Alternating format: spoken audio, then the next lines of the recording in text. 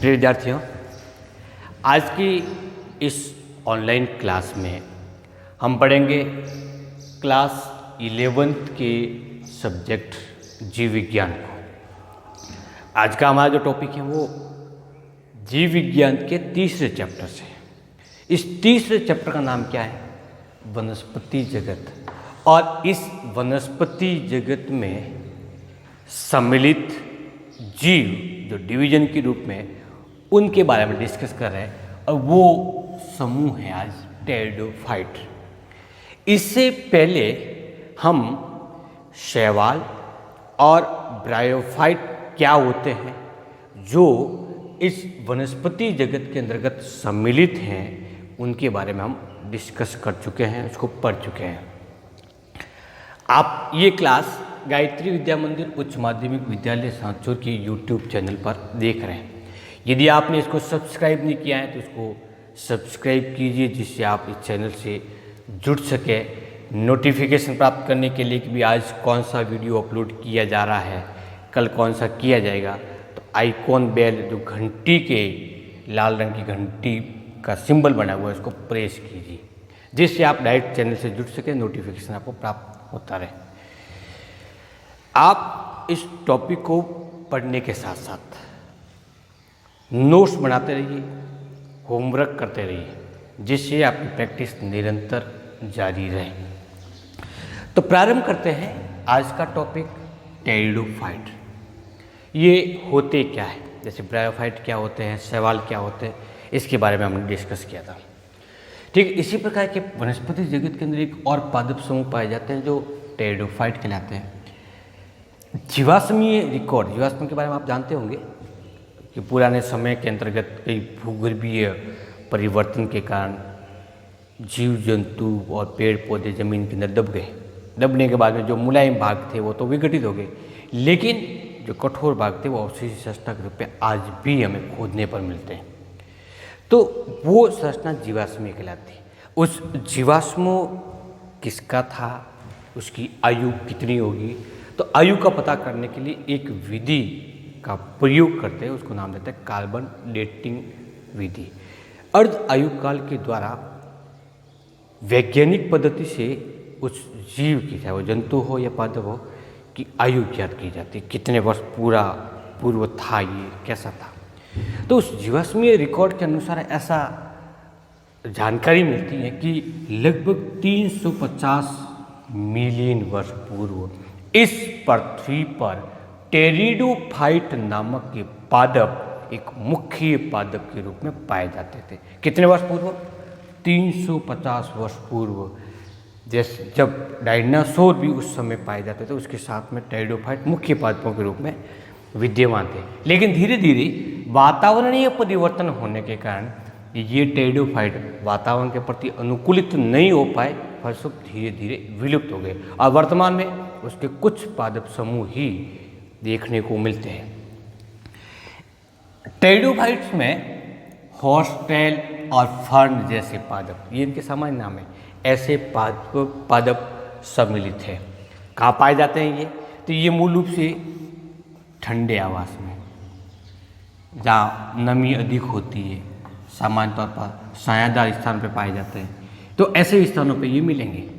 ठीक उसी प्रकार से जैसे ब्रायोफाइट मिलते हैं, लेकिन ब्रायोफाइट छोटे प्लांट होते हैं, जबकि टेरिडोफाइट होते हैं वो बड़े पादप होते हैं। टेरिडोफाइट की प्लांट बॉडी मुख्य रूप से बीजाणुद्भिद होती है। बीजाणुद्भिद होगी तो कैसे होगी? द्विगुणित होगी। तो मुख्य पीढ़ी द्विगुणित, जबकि हमने ब्रायोफाइट में क्या पढ़ा कि ब्रायोफाइट की मुख्य पीढ़ी होती है वो युग्मोद्भिद होती है, और युग्मोद्भिद होने के कारण वो अगुणित होगी। जब बीजाणुद्भिद होता है तो हमेशा पादप मूल, तना और पर्ण में विभक्त होती है। कितने भागों में? मूल, तना, पर्ण में।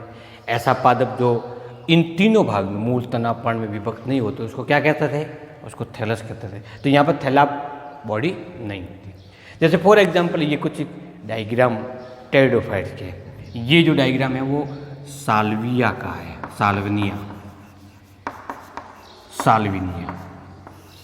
ये जो डायग्राम है उसको हम इक्विसीटम कहते हैं, इक्विसीटम। और इक्विसीटम का सामान्य नाम क्या है? हॉस्टोल, और इसको नाम देते हैं लाइकोपोडियम।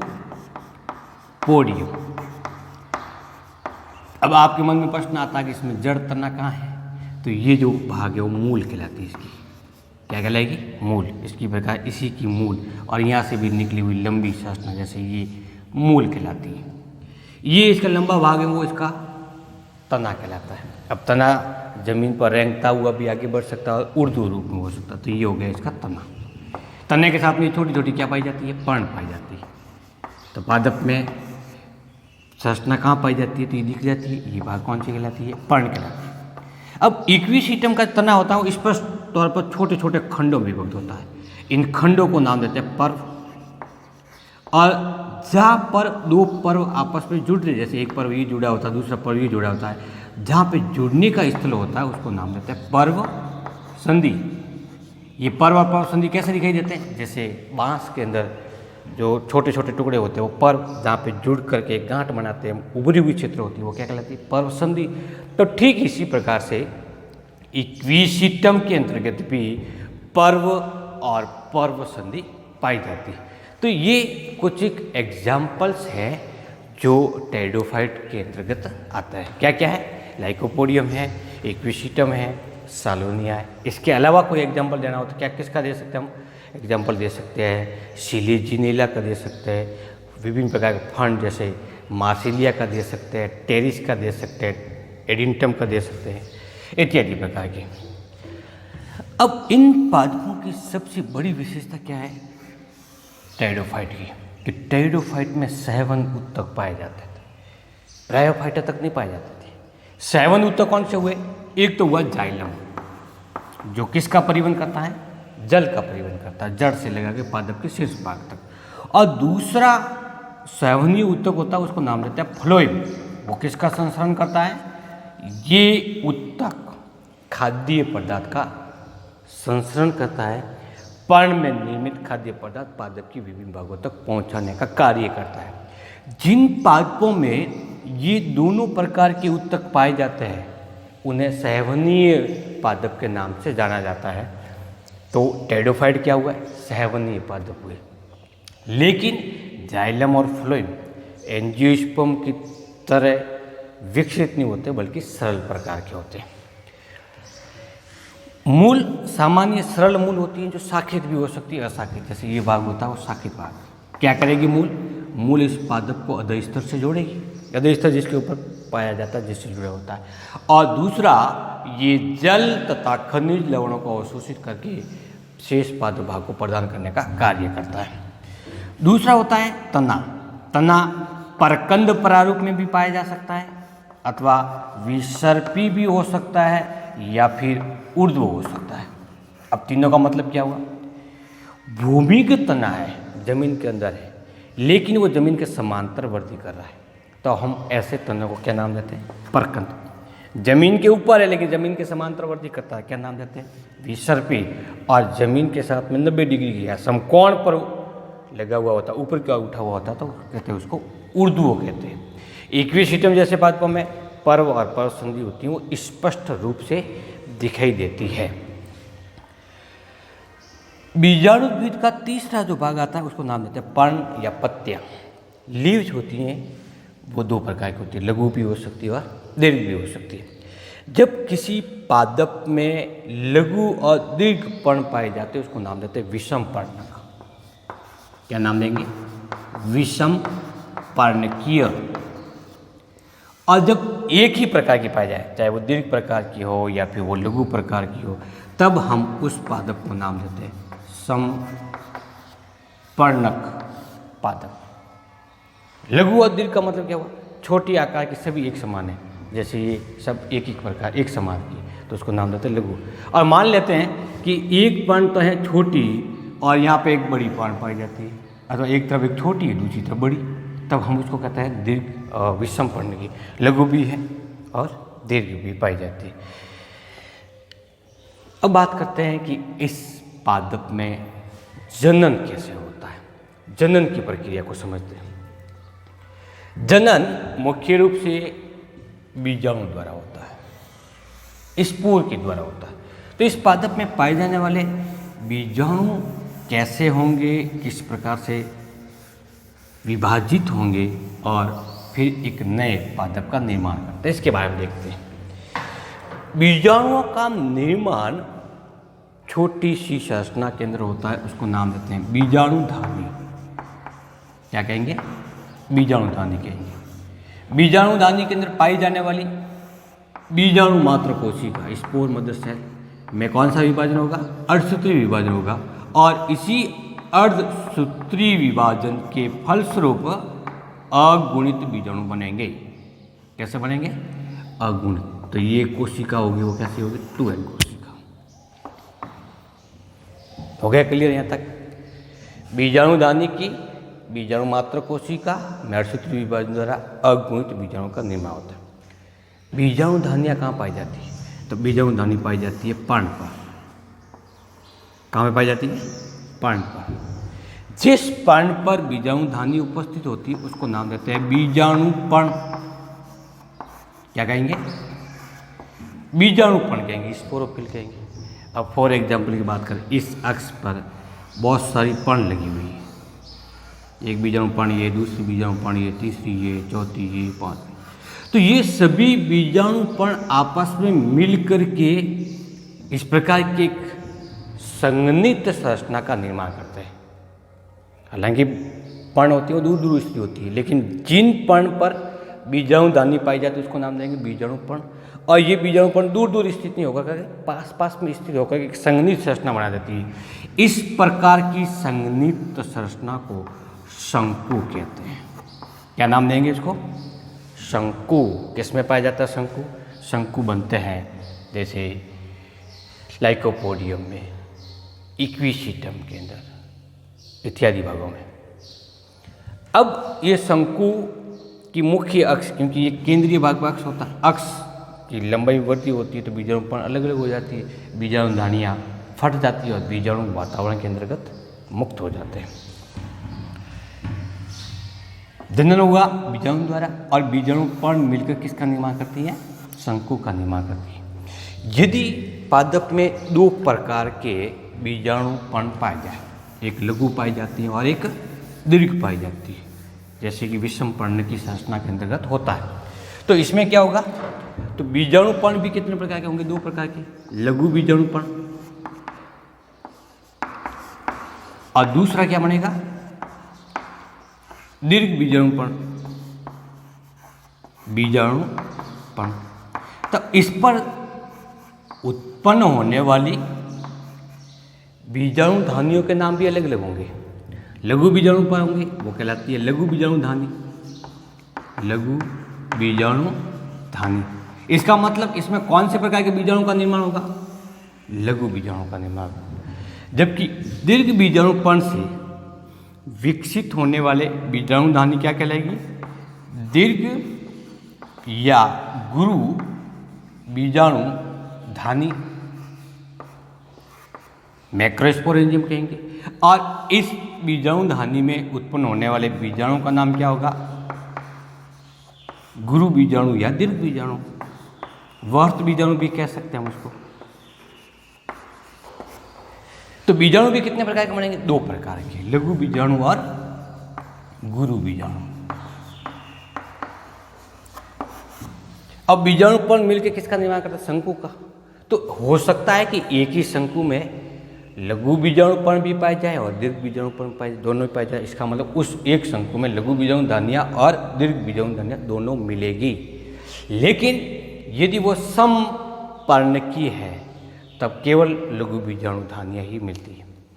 बीजाणुधानी और बीजाणु की संरचना के आधार पर शंकु को भी हम दो भागों में विभक्त करते हैं, सम बीजाणु और दोनों प्रकार के बीजाणु पाए जाते हैं तो विषम बीजाणु। तो टेरिडोफाइट भी कितने प्रकार के हो गए?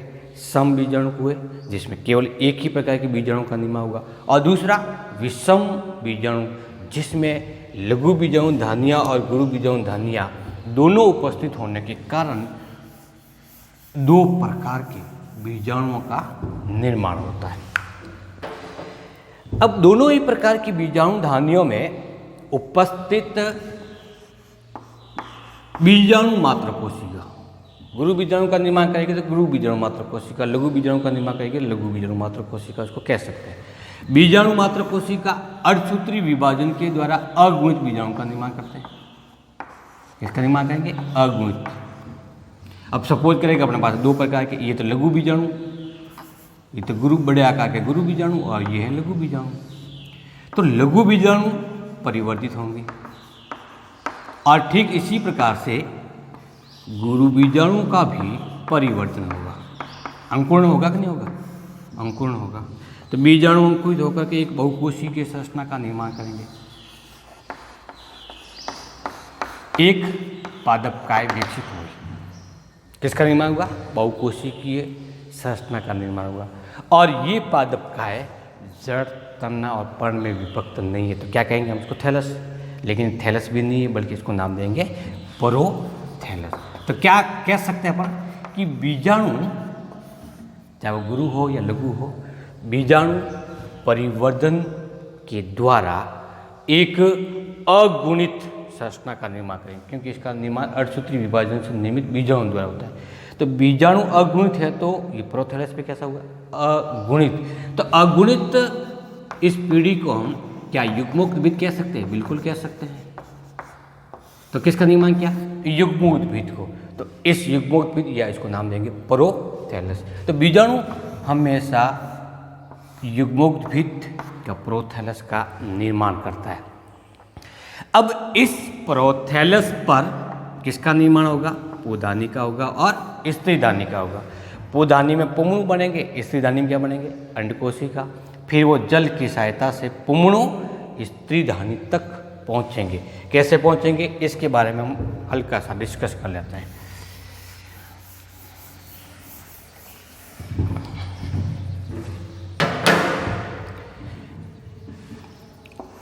एक प्रोथैलस ये है, दूसरा प्रोथैलस ये है।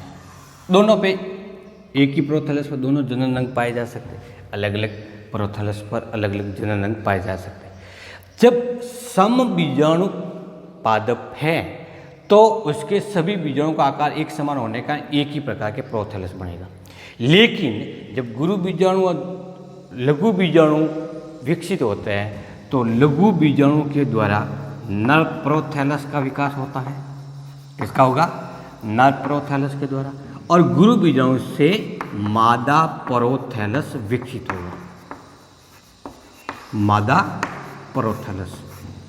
अब नर प्रोथैलस है तो यहाँ पे बनने वाली इस संरचना को क्या नाम देंगे? पुधानी। और मादा प्रोथैलस है तो यहाँ पे बनने वाली इस संरचना को क्या नाम देंगे? स्त्रीधानी। हो गया क्लियर यहाँ तक? पोधानी में किसका निर्माण होगा? पुंगणु का निर्माण होगा। पुंगणु जल में मुक्त होंगे और जल की धाराओं के साथ में तैरते हुए कहाँ तक पहुँचेंगे? स्त्रीधानी तक। स्त्रीधानी तक पहुँचेंगे।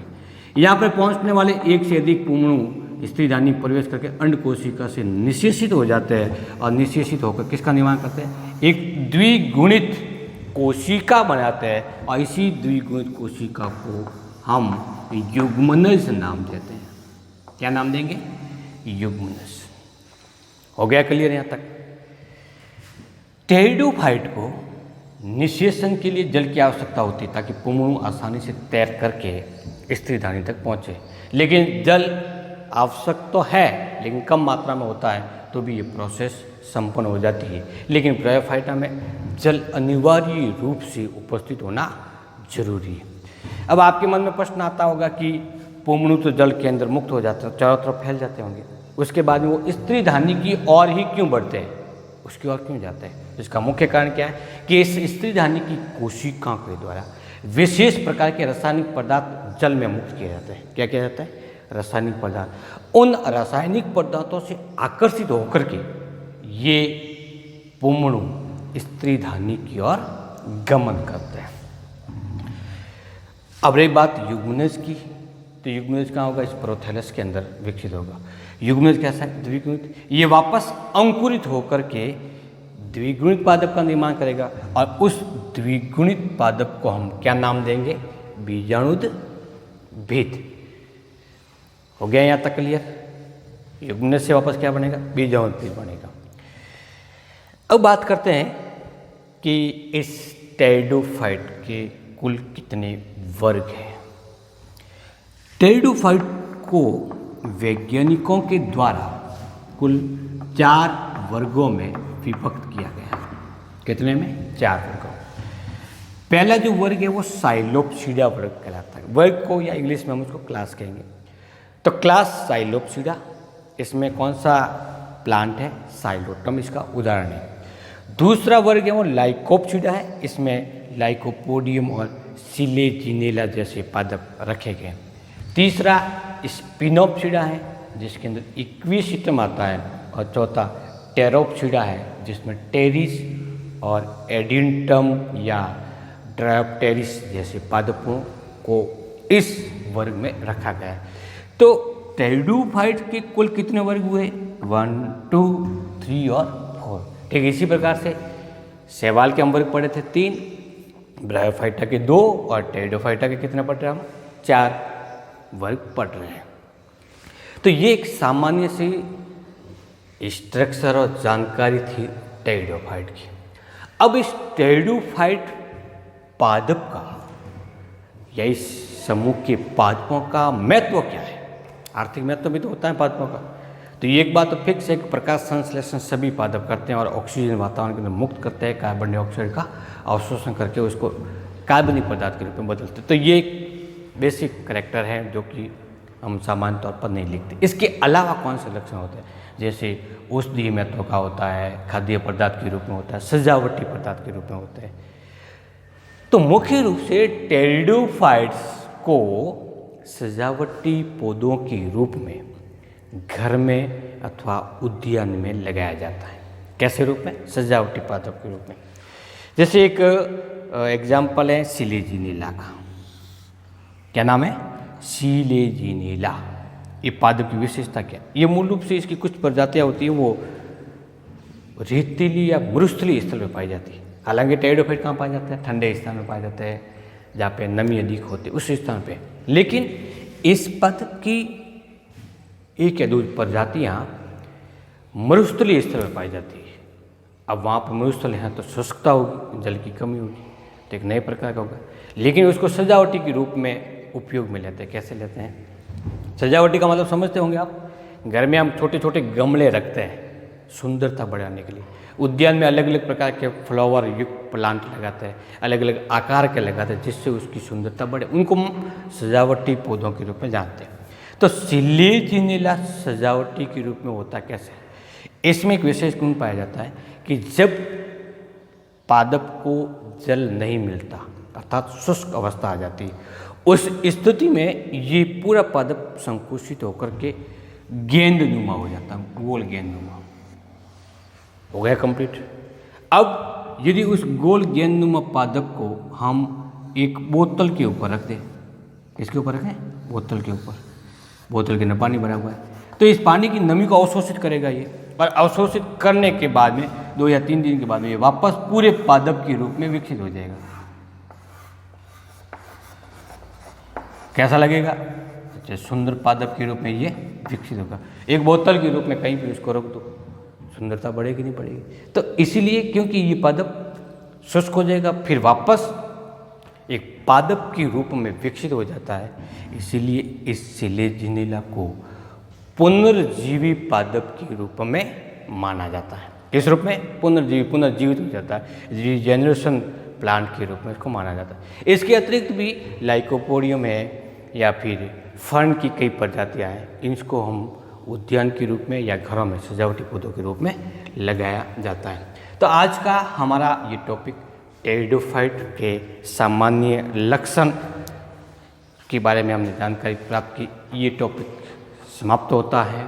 हम नेक्स्ट टॉपिक जिम्नोस्पर्म के साथ में फिर आपसे मुलाकात करेंगे। Thank you.